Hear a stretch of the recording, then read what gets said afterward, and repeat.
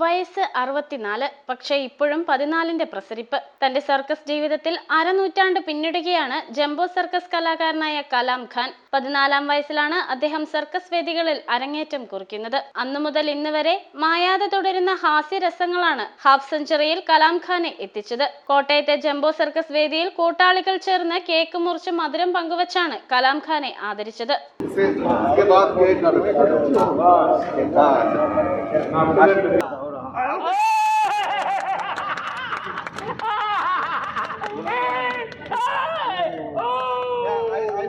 Happy birthday to you.